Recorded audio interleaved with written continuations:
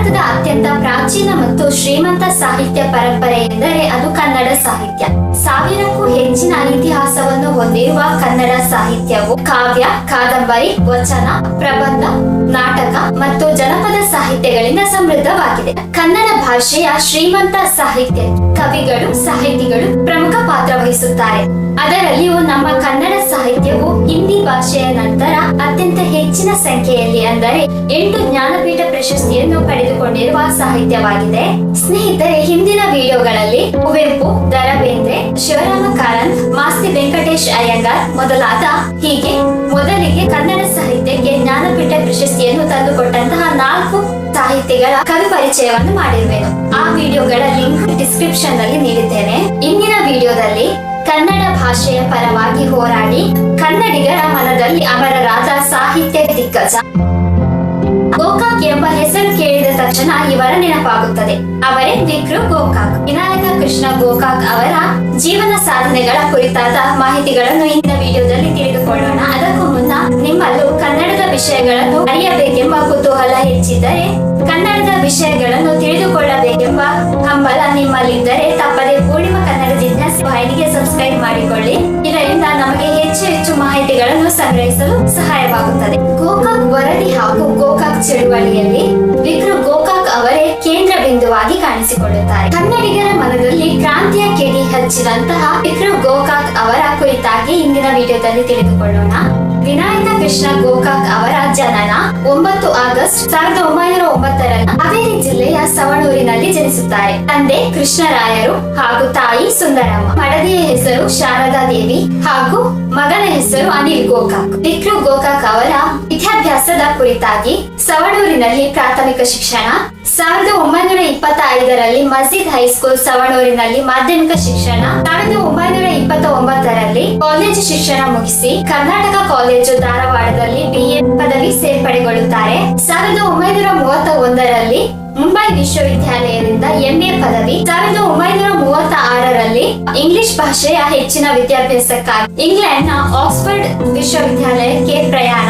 ಇನ್ನು ಇವರ ವಿಕ್ರು ಗೋಕಾಕ್ ಅವರ ವೃತ್ತಿ ಜೀವನದ ಕುರಿತಾಗಿ 1931ರಲ್ಲಿ ಪುಣೆಯ ಫರ್ಗೂಸನ್ ಕಾಲೇಜಿನಲ್ಲಿ ಇಂಗ್ಲಿಷ್ ಪ್ರಾಧ್ಯಾಪಕ ವೃತ್ತಿ ಆರಂಭ, 1938ರಲ್ಲಿ ಸಾಂಗ್ಲಿಯ ವೆಲ್ಲಿಂಗ್ಟನ್ ಕಾಲೇಜಿನಲ್ಲಿ ಉಪ ಪ್ರಾಂಶುಪಾಲರಾಗಿ, ಆಡಳಿತಾಧಿಕಾರಿಯಾಗಿ, ನಂತರ ಪ್ರಾಂಶುಪಾಲರಾಗಿ ಸೇವೆ, 1945ರಲ್ಲಿ ಹೈದರಾಬಾದ್ನ ಉಸ್ಮಾನಿಯಾ ವಿಶ್ವವಿದ್ಯಾಲಯದಲ್ಲಿ ಇಂಗ್ಲಿಷ್ ಪ್ರಾಧ್ಯಾಪಕರಾಗಿ ಸೇವೆ, 1946ರಲ್ಲಿ ಗುಜರಾತ್ನ ವೀಸಾ ನಗರದಲ್ಲಿ ಪ್ರಾಂಶುಪಾಲರಾಗಿ ಸೇವೆ, 1949ರಲ್ಲಿ ರಾಜಾರಾಮ್ ಕಾಲೇಜಿನಲ್ಲಿ ಪ್ರಾಂಶುಪಾಲರಾಗಿ, 1952ರಲ್ಲಿ ಧಾರವಾಡದ ಕರ್ನಾಟಕ ವಿಶ್ವವಿದ್ಯಾಲಯದಲ್ಲಿ ಪ್ರಾಂಶುಪಾಲರಾಗಿ, 1958ರಲ್ಲಿ ಹೈದರಾಬಾದ್ನಲ್ಲಿ ಸೆಂಟ್ರಲ್ ಇನ್ಸ್ಟಿಟ್ಯೂಟ್ ಆಫ್ ಇಂಗ್ಲಿಷ್ ಮತ್ತು ವಿದೇಶಿ ಭಾಷೆಗಳ ಕೇಂದ್ರದ ನಿರ್ದೇಶಕರಾಗಿ ಸೇವೆ, 1969ರಲ್ಲಿ ಸಿಮ್ಲಾದಲ್ಲಿರುವ central institute of advanced studies ನ ನಿರ್ದೇಶಕರಾಗಿ,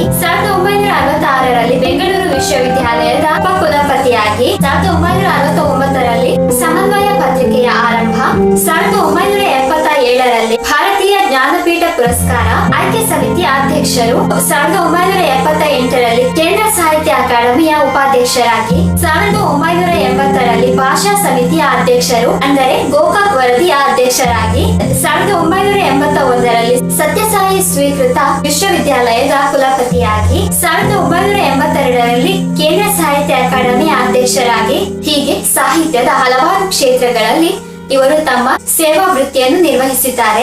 ಇನ್ನು ವಿಕ್ರು ಗೋಕಾಕ್ ಅವರ ಮೇಲೆ ಪ್ರಭಾವ ಬೀರಿದ ಗಣ್ಯ ವ್ಯಕ್ತಿಗಳು ಯಾರ್ಯಾರೆಂದರೆ, ಬಾಲ್ಯದಲ್ಲಿ ಇವರ ಅಜ್ಜ ಮಾಸ್ತರರಾಗಿದ್ದಂತಹ ಪಾಂಡುರಂಗ ಜೋಯಿಸರು, ಹೈಸ್ಕೂಲ್ ನಲ್ಲಿ ಗಳಗನಾಥರ ಕಾದಂಬರಿಗಳು, ಕಾಲೇಜು ಅಧ್ಯಯನದ ಸಂದರ್ಭದಲ್ಲಿ ಧಾರವಾಡದಲ್ಲಿ ಇದ್ದಾಗ ವರಕವಿಯಾದಂತಹ ದ ರಾ ಬೇಂದ್ರೆ ಅವರ ಸಂಪರ್ಕ ಇವರಿಗೆ ಆಯಿತು. ಹೀಗೆ ಗೋಕಾಕ್ ಅವರ ಸಾಹಿತ್ಯವು ಬೇಂದ್ರೆ ಅವರ ಮಾರ್ಗದರ್ಶನದಿಂದ ಮುಂದುವರಿಯುತ್ತದೆ. ಬೇಂದ್ರೆ ಅವರು ತಮ್ಮ ಕಾವ್ಯದ ಗುರುಗಳು, ಮಾರ್ಗದರ್ಶಕರು ಆಗಿದ್ದರು ಎಂದು ಗೋಕಾಕರೇ ಹೇಳಿಕೊಂಡಿದ್ದಾರೆ. ಪ್ರೊಫೆಸರ್ ತಾಪಾ ಖಾನ್ ಅವರು ಇಂಗ್ಲಿಷ್ ಸಾಹಿತ್ಯದ ಅಭ್ಯಾಸಕ್ಕೆ ಪ್ರೇರಣೆಯಾಗುತ್ತಾರೆ. ಶಾರದಾ ಮಾತಾ, ಶ್ರೀ ಅರವಿಂದರ ದರ್ಶನದ ಪ್ರಭಾವ, ಇಂಗ್ಲಿಷ್ ಸಾಹಿತ್ಯದ ಪ್ರಭಾವ, ಪಾಶ್ಚಾತ್ಯ ಕವಿಗಳಾದ ಬ್ಲೇಕ್, ಕೋಲಾರಿಡ್ಜ್ ಮೊದಲಾದವರ ಪ್ರಭಾವ, ಕರ್ನಾಟಕದಲ್ಲಿ ಈ ಪ್ರಮಾಣದ ಚಳುವಳಿ ಹಿಂದೆಂದೂ ನಡೆದಿರದಂತಹ ಗೋಕಾಕ್ ಚಳುವಳಿ ನಡೆಯಲು ವಿಕ್ರು ಗೋಕಾಕ್ ಅವರೇ ಪ್ರಮುಖ ಕಾರಣವಾಗುತ್ತಾರೆ. ಅದು ಹೇಗೆ ಎಂದರೆ, ನಡೆಸಿದಂತಹ ಗೋಕಾಕ್ ವರದಿ. 1980ರಲ್ಲಿ ಕರ್ನಾಟಕ ಸರ್ಕಾರ ಪ್ರೌಢಶಾಲಾ ವ್ಯಾಸಂಗದಲ್ಲಿ ಭಾಷೆಗಳ ಸ್ಥಾನಮಾನದ ಕುರಿತಾಗಿ ವರದಿ ನೀಡಲು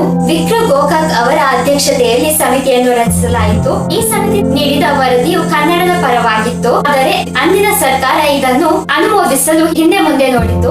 ಕನ್ನಡ ಜನತೆ ಮೊದಲ ಬಾರಿಗೆ ಗೋಕಾಕ್ ಚಳವಳಿಯ ಮೂಲಕ ಮೊದಲ ಬಾರಿಗೆ ಒಕ್ಕೊರಲಿನಿಂದ ಗೋಕಾಕ್ ವರದಿ ಜಾರಿಗೆ ಬರಲಿ ಎಂದು ಸರ್ಕಾರವನ್ನು ಒತ್ತಾಯಿಸಿ ಕರ್ನಾಟಕದಲ್ಲಿ ಹಿಂದೆಂದೂ ಇಷ್ಟೊಂದು ಪ್ರಮಾಣದಲ್ಲಿ ನಡೆದಿರದಂತಹ ಚಳವಳಿ ಗೋಕಾಕ್ ಚಳವಳಿಯ ಮೂಲಕ ನಡೆಯುತ್ತದೆ. ಇದರ ಫಲವಾಗಿ ಕರ್ನಾಟಕದ ಕನ್ನಡೇತರ ಶಾಲೆಗಳಲ್ಲಿಯೂ 3ನೆಯ ತರಗತಿಯಿಂದ 10ನೆಯ ತರಗತಿಯವರೆಗೆ ಕಡ್ಡಾಯವಾಗಿ ಕನ್ನಡ ಭಾಷೆಯನ್ನು ಜಾರಿಗೆಗೊಳಿಸಲಾಯಿತು. ಇದು ಇತಿಹಾಸದಲ್ಲಿ ಗೋಕಾಕ್ ಚಳವಳಿ ಎಂದೇ ಪ್ರಸಿದ್ಧವಾಯಿತು. ಕನ್ನಡ ಸಾಹಿತ್ಯ ಲೋಕ 5ನೇದಾಗಿ ಜ್ಞಾನಪೀಠ ಪ್ರಶಸ್ತಿಯನ್ನು ತಂದುಕೊಟ್ಟವರೇ ವಿಕ್ರು ಗೋಕಾಕ್ ಅವರು. ಇವರು ರಚಿಸಿದಂತಹ ಭಾರತ ಸಿಂಧು ರಶ್ಮಿ ಕೃತಿಗೆ ಜ್ಞಾನಪೀಠ ಪ್ರಶಸ್ತಿ ಲಭಿಸಿದೆ. ಹಾಗೆಯೇ ಇದೇ ಕೃತಿಗಾಗಿ 1982ರಲ್ಲಿ ಕರ್ನಾಟಕ ಸಾಹಿತ್ಯ ಅಕಾಡೆಮಿ ಪ್ರಶಸ್ತಿ, 1983ರಲ್ಲಿ ಕೇಂದ್ರ ಸಾಹಿತ್ಯ ಅಕಾಡೆಮಿ ಪ್ರಶಸ್ತಿ, 1986ರಲ್ಲಿ ರಾಜಾಜಿ ಪ್ರಶಸ್ತಿ, 1991ರಲ್ಲಿ ಕನ್ನಡ ಸಾಹಿತ್ಯ ಅಕಾಡೆಮಿ ಪ್ರಶಸ್ತಿ. ವಿಕ್ರು ಗೋಕಾಕ್ ಅವರು ಕೇವಲ ಖ್ಯಾತ ಕವಿಯಾಗಿರದೆ ಸಾಹಿತ್ಯಕ, ಚಿಂತಕ, ಶಿಕ್ಷಣ ತಜ್ಞರಾಗಿದ್ದರು. ಕನ್ನಡ ಸಾಹಿತ್ಯಕ್ಕೆ ಅವರು ನೀಡಿರುವ ಕೊಡುಗೆಗಳು ಅಪಾರವಾಗಿವೆ. ವಿಕ್ರು ಗೋಕಾಕ್ ಅವರು ಕನ್ನಡ ಸಾಹಿತ್ಯ, ಶಿಕ್ಷಣ ಮತ್ತು ಕನ್ನಡ ಭಾಷೆಯ ಅಭಿವೃದ್ಧಿಗೆ ಅಪಾರ ಸೇವೆಯನ್ನು ನೀಡಿದಂತಹ ವಿಕ್ರು ಗೋಕಾಕ್ ಅವರು ಮರಣ ಹೊಂದಿದ್ದು 28 ಏಪ್ರಿಲ್ 1992ರಲ್ಲಿ ಮುಂಬಯಿಯಲ್ಲಿ ತನ್ನ ಮಗನಾದಂತಹ ಅನಿಲ್ ಗೋಕಾಕ್ ಅವರ ಸ್ವಗೃಹದಲ್ಲಿ. ವಿಕ್ರು ಗೋಕಾಕ್ ಅವರ ದೇಹ ವಿನಿಯೋಗವಾದರೂ ಅವರ ಹೆಸರು ಇಂದಿಗೂ ಸಹ ಕನ್ನಡಿಗರ ಮನದಲ್ಲಿ ಅಮರವಾಗಿದೆ. ಸ್ನೇಹಿತರೆ, ಇಂದಿನ ವಿಡಿಯೋದಲ್ಲಿನ ಮಾಹಿತಿಯು ನಿಮಗೆ ಹೇಗೆ ಅನಿಸಿತು ಎಂಬುದನ್ನು ನಿಮ್ಮ ಅಭಿಪ್ರಾಯ ಅನಿಸಿಕೆಗಳನ್ನು ತಪ್ಪದೇ ಕಮೆಂಟ್ ಮಾಡಿ. ಹಾಗೆಯೇ ಮುಂದಿನ ವಿಡಿಯೋದಲ್ಲಿ ಇನ್ನೊಂದು ಕನ್ನಡ ಹಾಗೂ ಕರ್ನಾಟಕದ ವಿಷಯದೊಂದಿಗೆ ಮತ್ತೆ ಭೇಟಿಯಾಗೋಣ. ಅಲ್ಲಿಯವರೆಗೂ ನಮಸ್ಕಾರ. ಜೈ ಹಿಂದ್, ಜೈ ಕರ್ನಾಟಕ.